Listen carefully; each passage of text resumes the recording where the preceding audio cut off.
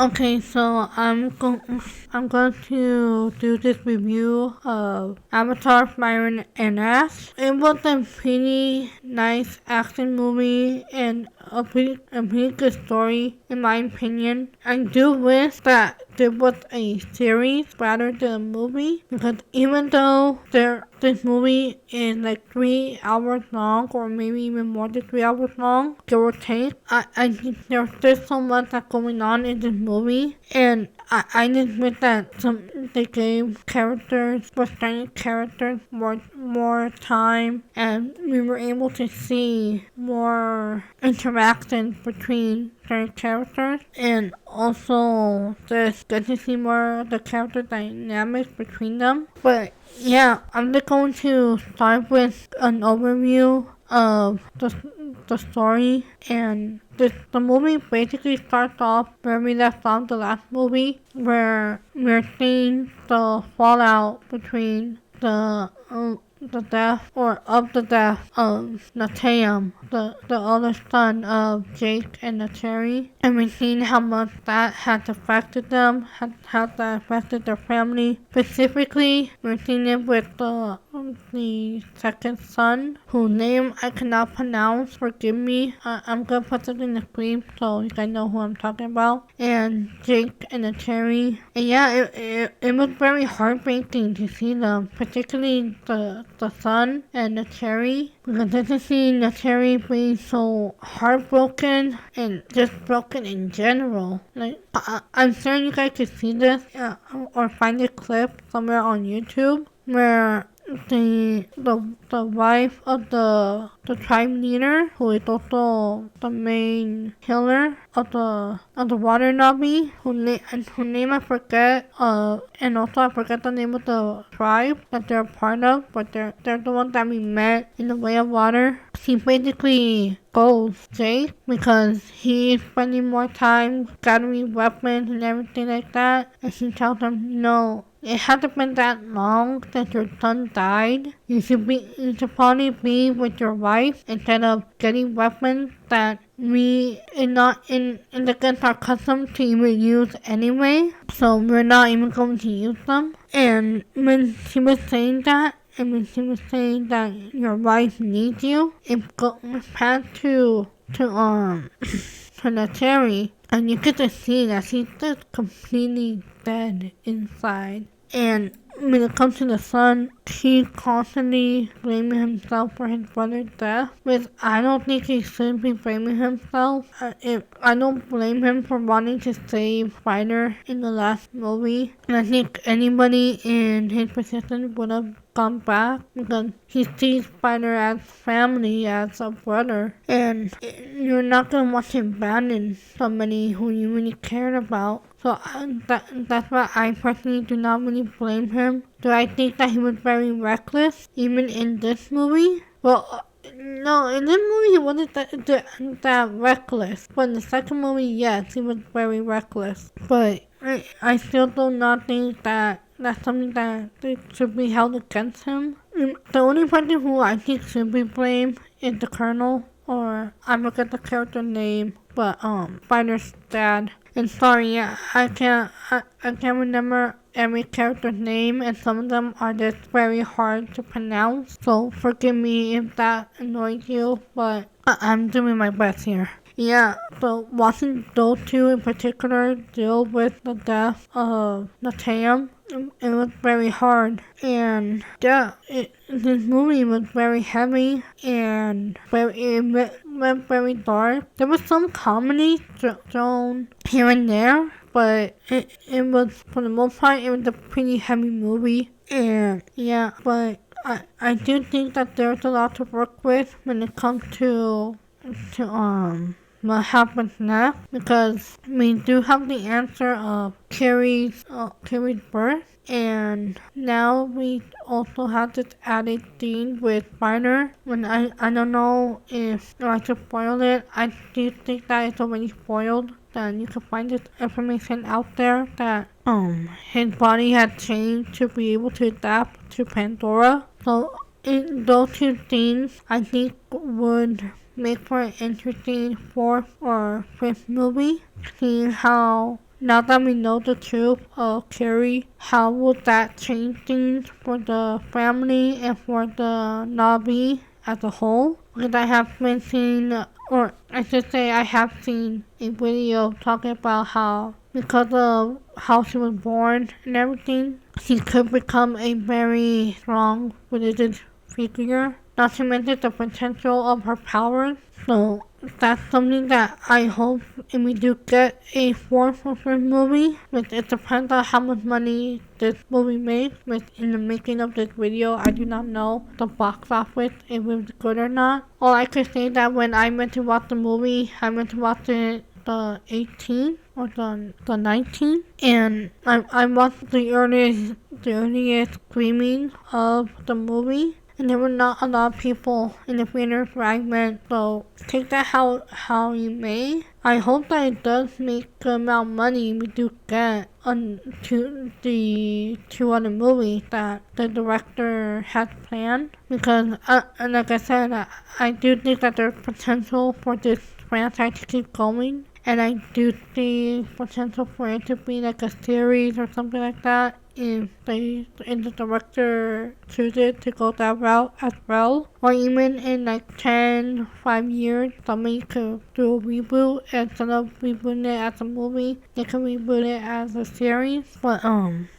that's just something that we're gonna have to wait and see. And yeah, I don't really have that much problem with this movie other than there's a lot of stuff going on, and sometimes it just feels like too much action, and I would have liked to have this more time for it to breathe before it gets even more heavy, even more dramatic toward the end. And you have a lot of fighting scenes in this movie, and you also have the introduction of two new Navi tribes. So I think cutting down the action might have helped. But the pacing wasn't bad. The pacing wasn't bad, but I still think that there might have been a little bit too much action, at least for me personally. And I would like a little bit more story rather than action, because at some point it felt like I was watching a video game. But that could also be because I was watching it in 3D, and I'm not saying that as in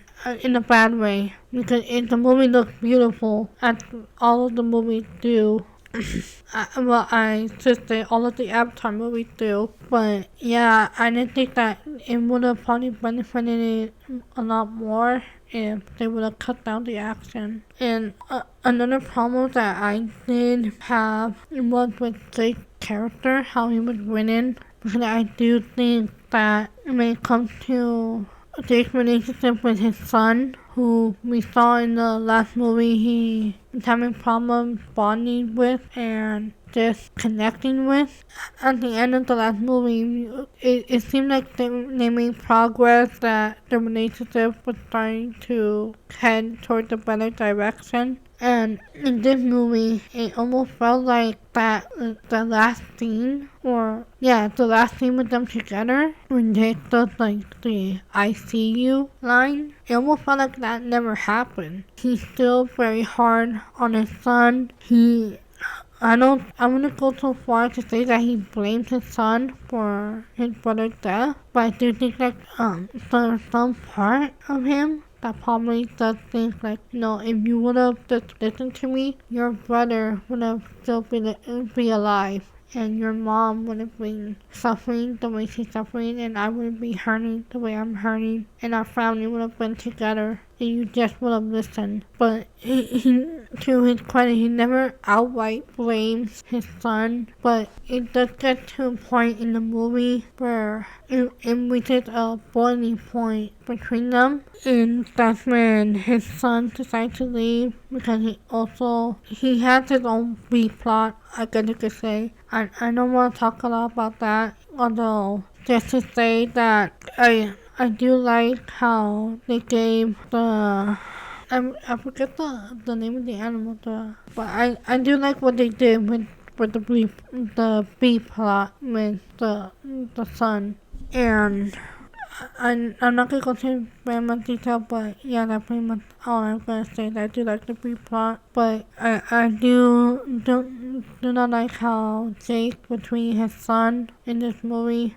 That being said, like yeah, some of the stuff that he does say was kind of correct. Like when his son was constantly forgetting his like a walkie-talkie, but yeah, that little thing that they use to communicate to one another. And that does cause a problem for them at some point, that he doesn't have any way to communicate with his father. His father doesn't have any way to communicate with him. But yeah, if we think like that, okay, that's fine. But I didn't think that he shouldn't be that harsh with his son, especially after his other son's death. His son is also very much hurting, and we see how much he's hurting. Even though Jake might not see it, he should probably kind of have an idea that, yeah, his son is grieving, he's probably carrying a lot of guilt. Maybe I should lay off him a little bit. But that's just me, that's just my opinion. Another thing is also,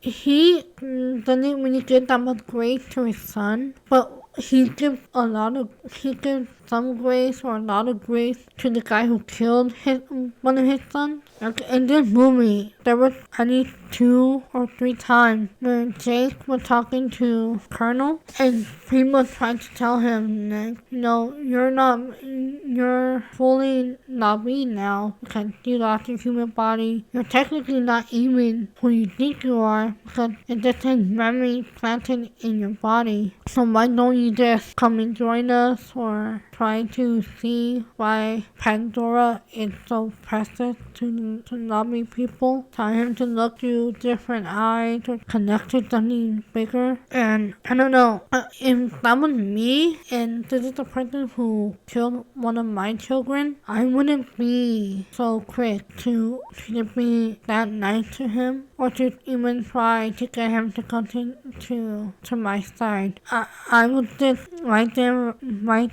and right then, I'm gonna probably beat him up or something. Or I don't know, maybe Jake did not want to do that because of Fighter. I don't know, but that just felt kind of weird to me. And yeah, some of the parts where they were working together, because they did work together to find the kids when the kids were missing. That kind of makes sense because it was established in the last movie that the Colonel does care for Fighter, and they telling the Colonel, like, look, the Fighter forgot his map. We have to bring to him. I could help you track him, but you're gonna have to let me go, or just trust me enough to go out so that you and I could go after them. So and that it makes sense, and also it kind of makes sense when they find the kids that they didn't right away try to kill each other because they were tired, they were running away, they just went through a whole ordeal. They probably were not in the mood to fight, but it still felt kind of awkward. And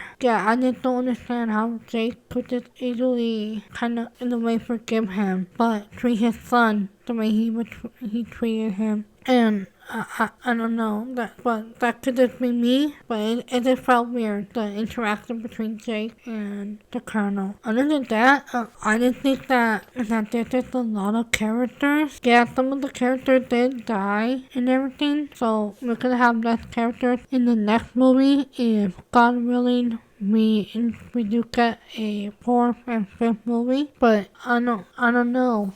I am interested, but I just think that the writer either gonna have to find a way to be able to juggle all of the characters, or he's just gonna have to write some of the characters out of the story, find some way to write them out of the story. And I don't know how he's going to do that, other than maybe kill some more characters, or maybe then make it so that some of the characters are just away because of reasons. Maybe they're preparing for another fight or what have you, similar to what they did to some of the side characters from the first movie. Overall, I do think that it was really good, and like I said, I do see potential. I do like the characters, and I do like this world that the director created. I just wish that we could have more time to develop some of the relationships, particularly since in the Way of Water, Spiner wasn't really with the main cast of the story. I would have liked for